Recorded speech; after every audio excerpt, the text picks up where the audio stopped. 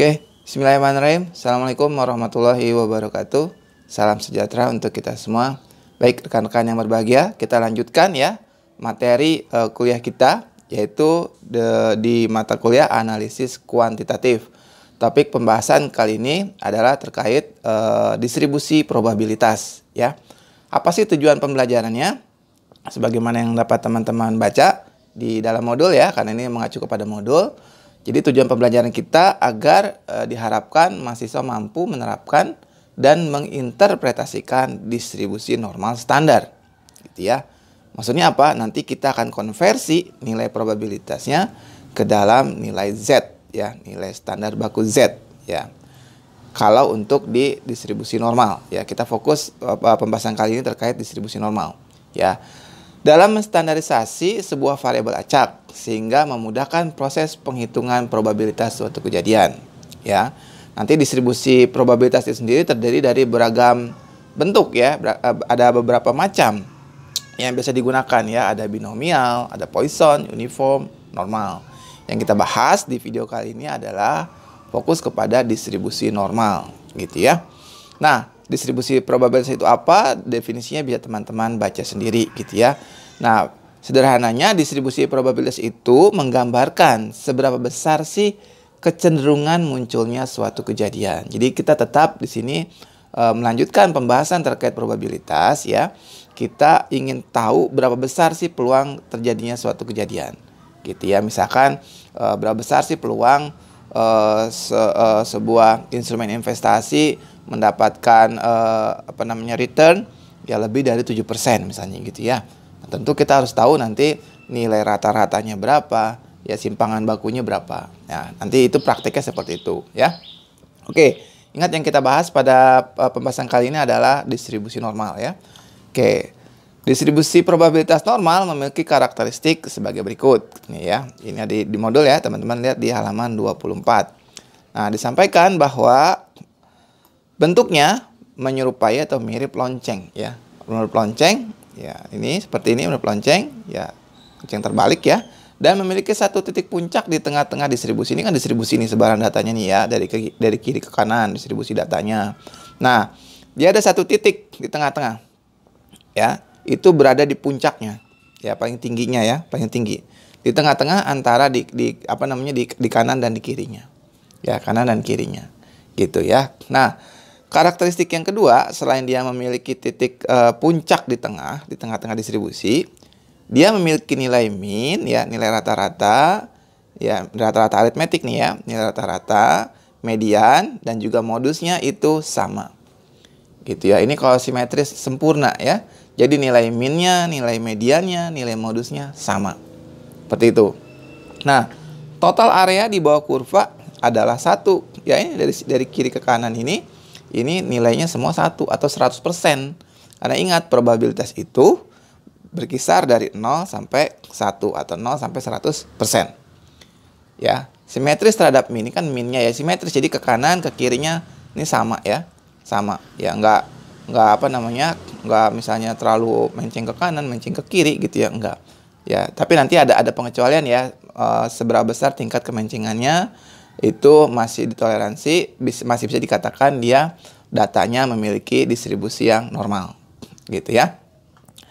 Kemudian, tail ekor dari kurva merentang terus dari kedua arah sampai tahingga ini, ya. Jadi dia tidak pernah titiknya ini menyentuh sumbu X-nya ya, tidak. Tapi dia hanya mendekati saja. Jadi karena tahingga, sampai dari kiri sampai kanan tahingga. Gitu ya. Tapi ingat luas totalnya area di bawah kurva ini adalah 1 atau 100%. Jadi misalkan tadi berapa besar sih peluang kita mendapatkan return dari sebuah investasi gitu ya, lebih dari 7%. Ya, tentu kita harus tahu dulu misalnya kita punya list misalnya 100 ya, 100 emiten gitu ya. Terus kemudian kita tahu nih nilai rata-rata returnnya berapa dari 100 tadi. Simpangan bakunya berapa. Terus kita jadi tahu, kita bisa menebak misalnya ya. Kita bisa menghitung probabilitas misalnya berapa besar sih sebuah emiten memiliki tingkat return lebih besar dari 7% misalnya gitu. Kita bisa hitung probabilitasnya. Ya. Oke, kemudian berikut ini diberikan beberapa jenis kurva normal terkait dengan perubahan nilai min maupun standar deviasi. Nah, seperti ini contoh ya, ini kurva A, B, dan C katanya ya. Pada gambar di atas menunjukkan 3 distribusi probabilitas normal. Ini sama-sama ini kan, sama-sama simetris ya. Tapi katanya ini nilai minnya sama ya, nilai rata-ratanya sama, tetapi standar deviasinya berbeda. Nih, standar deviasinya beda, keragamannya beda gitu ya. Gitu. Tapi walaupun beda tetap dia merupakan kurva normal. Nah, ini misalnya saya punya data gitu ya. Datanya misalnya gini deh ya. Mungkin saya coba tulis di PDF-nya ya. Mudah-mudahan ke-record juga dalam recording ini. Misalnya saya punya data seperti ini. Oke ya. Bentar. Oke, misalnya saya punya data ini ya, tingkat return misalnya ya.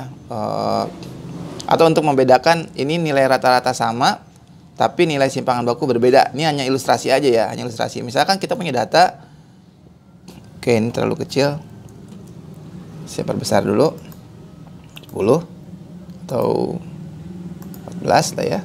Misalnya saya punya data 7, 7, 7, 7, 7, 7, 7, misalnya gitu ya. Ini pasti rata-ratanya 7. Simpangan bakunya pasti 0. Nah, yang berikutnya yang kedua saya punya data misalnya 7, 6, 7, 7, 7, 7, 7. 8. Ini juga rata-ratanya pasti 7 gitu ya. Tapi standar deviasinya atau simpangan bakunya sudah tidak lagi 0 gitu ya. Atau saya punya data lagi 7 misalnya ya 6, 6, 8, 8, 7, 7. Ini juga sama, pasti rata-ratanya 7, tapi simpangan bakunya akan semakin besar. Itu ilustrasi aja ya, ilustrasi bahwa bisa saja nilai minnya sama, tapi simpangan bakunya berbeda. Ya, seperti itu. Oke, mudah-mudahan bisa dipahami dengan baik. Ini saya hapus saja. Oke. Nah, semakin tinggi ya, semakin runcing ya sebuah kurva, ya berarti kalau tinggi seperti keruncingan seperti ini, nanti ada hitungannya lagi sebetulnya ya untuk hitung koefisien kurtosisnya nanti ya. Tapi kalau dia runcing, bisa dinamakan namanya adalah leptokurtik ya, leptokurtik. Kalau yang sedang ya itu namanya mesokurtik. Kalau yang rendah gitu ya, mendekati sumbunya, itu namanya platikurtik gitu ya. Oke, itu penjelasan tambahan lah ya. Nah, kita lihat lagi di sini. Oke, ini penjelasan-penjelasan, dilihat saja ya, teman-teman bisa baca sendiri. Kurva normal untuk 3 kurva memiliki min dan standar deviasinya beda. Ini minnya beda, standar deviasinya beda. Yang ini ada di sini ya, yang ini agak geser gitu ya, yang ini agak bawah lagi, simpangan bakunya beda-beda. Ini penjelasan lebih lanjut sih. Seperti tadi dijelaskan ya, bahwa distribusi normal standar atau biasa disebut distribusi Z merupakan distribusi normal dengan min 0 dan standar deviasi 1 karena simetris sempurna. Gitu ya, simetris sempurna. Distribusi ini digunakan untuk memudahkan perhitungan probabilitas dengan melakukan standarisasi. Jadi kita konversi nilai dari suatu variabel, misalnya di peluang sebuah instrumen investasi memiliki return lebih dari 70%. Nah, itu kita lebih dari 70% itu probabilitasnya kita konversi ke dalam nilai Z. Ya, nilai Z. Atau kita pengen tahu berapa besar sih peluang sebuah instrumen investasi akan menghasilkan return dari 7 sampai 10%. Misalnya seperti itu. Itu pengembangan contoh-contoh soal. Atau berapa besar sih probabilitas sebuah instrumen investasi menghasilkan return di bawah 70%. Gitu ya. Itu. Jadi kita konversi. Misalnya tadi pertanyaan saya di atas 70%. Berarti nilai X-nya adalah 70. Gitu ya. Jadi ini rumusnya sederhana sekali. Konversinya nilai Z ya cuma X dikurangi mu dibagi simpangan baku. X itu adalah nilai observasi tertentu. Misalnya tadi sebuah instrumen investasi memiliki return misalnya 7%, ya, berarti 7 di sini. Rata-ratanya berapa? Misalnya rata-ratanya 8%, berarti 7 dikurangi 8. Ya, dibagi simpangan bakunya. Ya, ini simbol mu ini untuk menerangkan mean populasi ya, nilai rata-rata di populasi. Ini juga sama ya, ini simpangan baku atau standar deviasi populasi. Karena simbolnya rho. Kalau sampel kan S, ini X bar ya. Gitu. Ini adalah rumusnya ya. Jadi harus dipahami ini rumusnya untuk mentransformasi. Ingat, ini bukan menentukan luas besar probabilitas, tetapi untuk mentransformasi nilai variabel yang kita tanyakan tadi, misalnya lebih dari 7, ya lebih dari 7%, ya lebih dari 7 sampai 10% misalnya gitu ya. Kita transformasi ke Z. Gitu ya. Di Z inilah nanti kita bisa peroleh probabilitasnya berapa. Oke? Oke, ini penjelasan saja ya, bahwa gambar di atas menunjukkan hasil transformasi nilai observasi menjadi Z value. Ini menjadi Z value. Tadi ingat, di bawah kurva totalnya adalah 100% ya, atau 1. Gitu ya. Oke, contohnya satu contoh sederhana ya, kalau di modul ya. Ini mungkin perlu kita tambahan contoh-contoh soal yang lain. Variasi-variasi soal yang berbeda ya. Tapi di video ini saya menjelaskan saja yang ada di modul ya. Nanti kita coba bahas juga sedikit bagaimana kalau contoh soalnya kita di luar ada kucing sedang berantem. Ya, ini saya gedein ya. Oke. Oke, bentar ya. Nah, misalkan katanya ya, misalkan EPS atau earning per share untuk perusahaan-perusahaan di industri manufaktur ya, diketahuilah datanya memiliki distribusi normal ya. Nanti untuk tahu data itu memiliki distribusi normal atau tidak, ya cara cepatnya kita gunakan software ya. Kita gunakan software. Nanti kita bisa cek secara visualnya ya. Histogramnya kita cek apakah dia setidaknya mendekati bentuk kurva normal gitu ya.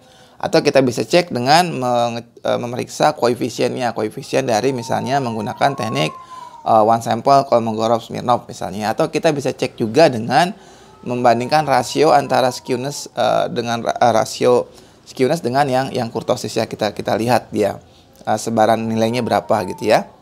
Nah, ini misalkan saja ya earning per share untuk perusahaan-perusahaan di industri manufaktur, datanya distribusinya normal gitu ya, udah memenuhi nih distribusi normal. Terus nilai rata-ratanya 283 ya, nilai rata-ratanya 283. Standar deviasinya 1,6 gitu ya. Ini misalkan saja ya. Terus kita ingin tahu nih, berapa besar sih probabilitas bahwa EPS ya di suatu perusahaan manufaktur itu terletak antara 283 sampai dengan 285,4 katanya gitu. Ya kalau disimbolkan atau diinikan ya, ditisarkan bisa kita tulis seperti ini. Probabilitas ya EPS lebih dari 283 kurang dari 285,4 ya. Antara 283 sampai 285,4. Artinya katanya harus dicari dulu area di bawah kurva normal yang terletak antara 283 dan 285,4. Ingat tadi langkah-langkahnya adalah kita konversi dulu. Konversi dulu nilai EPS-nya ya menjadi Z value. Ya, kita konversi dulu ke dalam nilai Z. Lalu setelah itu baru kita lihat hasilnya, besar probabilitasnya di tabel distribusi Z ya, tabel Z dikenal dengan istilah tabel Z gitu ya. Teman-teman browsing aja ya tabel distribusi normal Z, browsing ya. Cuman memang nanti nilai-nilai yang ada nilai yang menampilkan setengah ya. Jadi dari misalkan titik 0 ke kanan itu pasti 50% atau 0,5. Dari titik 0 ke kiri itu juga 0,5 atau 50%. Ada juga tabel yang mencantumkan nilai Z-nya adalah dari kiri ke kanan. Jadi total 100% ya. Nanti kita bisa bahas lebih lanjut lah ya. Nah, ini kan ditanyanya 283 antara 283 sampai dengan 285,4. Berarti kita transformasi dulu nih. Nilai yang 283 berapa? Nilai yang 285,4 berapa gitu ya. Nah, ini kita lihat ya. Ini saya perbesar. Kan tadi rumusnya masih ingat ya. Rumusnya kan X dikurangi mu dibagi simpangan baku ya. X-nya adalah nilai yang ditanyakan kan, nilai tanyakan, nilai observasi yang ditanyakannya. Nilai yang ditanyakannya adalah 283 kan sampai 285,4. Berarti satu-satu ini dihitung dulu. 283 dikurangi mu-nya, dikurangi rata-ratanya ya, dibagi simpangan bakunya. Oke. Terus 285,4 dikurangi mu-nya, dikurangi nilai rata-rata populasinya, dibagi simpangan bakunya. Oke. Jadi 283 dikurangi 283. Pak, kok ini sama nilainya? Iya, karena diketahuinya nih ya, nilai rata-ratanya ini 283, nilai yang ditanyakan juga antara 283. Jadi ini kan kebetulan sama ya. Jadi bisa aja ditanyanya misalnya nanti dikembangkan nilai antara 284 sampai 285,4. Nah, berarti kan ini udah tidak lagi 0 ya. Jadi di sini kenapa 283 dikurangi 283? Karena nilai yang ditanyakannya 283, nilai rata-ratanya yang diketahui juga 283. Jadi 283 dikurangi 283 dibagi 1,6. 1,6 adalah simpangan bakunya. Gitu ya. Nah, yang ini juga sama, 285,4 dikurangi 283 dibagi 1,6. Jadi, nilai Z kita yang akan kita yang akan kita cari ya, luas area di bawah kurvanya adalah 0,4332. Dari mana ini? Nah, ya kita cek dulu ya, cek dulu nih. Ya, cek dulu nilai Z untuk 0 dan 1,5 ya. Kalau 0 ya udah pasti 0 ya. Gitu ya. Kita lihat di sini kalau 0 ya. Udah pasti 0. Nah, yang kita cari yang 285,4 kan? 285,4 tadi adalah nilai observasi yang ditanyakan kan ya. Nilai 0-nya udah di titik 0 ini. Nah, yang 285,4 ini berapa? Kan gitu ya. Nah, kita harus cari dulu. Ya, kita cari nih. Mana nih? Nah, ya ini kan 1,5 ya, 1,5. Kita lihat sini ya. Kita lihat nilai Z-nya ya. Lihat, ingat ya. Saya ulang lagi nih ya. Ya ini karena rekamannya live ya. Ya mohon maklum. Untuk yang 0 ya udah 0 gitu ya. Nah, kalau untuk yang 1,5 nih, nilai Z yang 1,5 berapa sih luas areanya gitu ya. Dari mana nih 0,4332 gitu ya. Nah, kita cari di sini. Jadi ini dari tabel Z ya. Dari tabel Z tadi kan nilai Z-nya adalah 1,5 ya. Berarti kan ini ke bawahnya nih ya. Kita cari yang 1,5, nah yang ke kanannya yang 0,00 karena nilai Z kita adalah 1,50 kan ya. 1,50. Jadi tinggal kita arsirnya tarik nih dari sini. Ini 0,00 berarti di sini. Berarti ini nilai di bawah kurvanya adalah 0,4332. Ya. Jadi untuk yang nilainya ya, kita lihat ininya ya, mungkin mudah-mudahan cukup jelas. Oke. Nah, ini titik nolnya kan 283 itu tadi nilai yang ditanyakan. Terus 283 juga adalah nilai rata-ratanya. Pasti dia di titik 0 dong, ya, di titik sentralnya, di titik 0. Nah, terus berapa sih nilai atau peluang dari sebuah EPS tadi katanya akan memperoleh apa tadi teh? Lupa ya, udah pokoknya memperoleh tadi apa sih? Earning ya. Memperoleh earningnya adalah dari 283 sampai 285,4. Nah, titik 285,4 ya, titik 285,4 memiliki nilai Z 1,5. Oke. Dan dia ketika kita cek di tabel Z itu luas areanya adalah 0,4332. Jadi di sini luas areanya adalah 43,32%. Ini ya. Ingat ya, dari titik 0 ke kanan itu 0,5%, setengah. Titik 0 ke kiri juga 0,5%. Totalnya nanti adalah 100% ya. Ya, jadi dari titik 0 sampai titik 285,4 ya, dari titik 0 sampai titik nilai Z 1,5 ya, ini udah ditransformasikan ke dalam Z 1,5. Luas areanya adalah 0,4332. Kan pertanyaannya tadi nilai probabilitas, berapa besar probabilitas dari 283 sampai 285,4 ya. Berarti kan dari titik 0 sampai titik sini dong. Ya, berarti nilainya adalah ini. Besar peluang ini 43,32% gitu. Kalau misalnya berapa besar sih peluangnya mendapatkan nilai EPS-nya di atas 285,4? Berarti di sini. Ya, di sini. Sebelah kanan sini. Berapa nilainya? Ingat, dari sini dari titik 0 ke sini adalah 4,332. Dari titik 0 ke kanan tahingga adalah 0,5. Berarti kan ini selisihnya ya, selisihnya. Dari titik ini 0 ke sini adalah 0,4332, berarti ini adalah selisihnya. Berarti 0,5 dikurangi luas ini. Kalau pertanyaannya dimodifikasi, berapa besar peluang mendapatkan nilai EPS-nya di atas 285,4. Ya, berarti ini nilai sisanya kan setengah. Tadi kan setengah nih, dari titik 0 ke kanan setengah.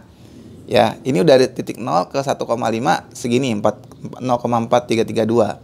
Berarti kan ini sisanya. Ya, ini pasti sisanya. Gitu ya. Oke, itu pengembangan soal yang di modul mungkin belum dituliskan lagi ya, memang untuk latihan-latihan gitu ya. Oke, ini penjelasan lebih lanjut seperti tadi yang sudah saya sampaikan, teman-teman bisa baca sendiri bahwa untuk mencari probabilitas terkait nilai Z-nya udah kita konfirmasi, udah kita transformasikan ke dalam nilai Z, bahwa yang ditanyakan tadi 283 sampai 285,4. Antara itu nilai peluangnya berapa? Kita transformasi dulu kan ya. Ini menjadi 283 menjadi 0 karena tadi nilai rata-ratanya juga 0, terus yang 285,4 ditransformasi ke dalam nilai Z-nya adalah 1,5. Dilihat di kolom Z paling kiri yang tadi nih. Ya ini ya, nilainya 1,5, yang atasnya yang 0,00. Karena kan 1,5 ya, 1,50. Gitu. Ketemu nih ya, luas area di bawah kurva normalnya yang terletak antara 0 dan 1,5 untuk nilai Z-nya ya adalah 0,4332, sehingga dapat disimpulkan bahwa probabilitas EPS suatu observasi bernilai antara 283 dan 285,4 adalah 0,4332 atau 43,32%. Gitu ya. Kalau pertanyaannya misalnya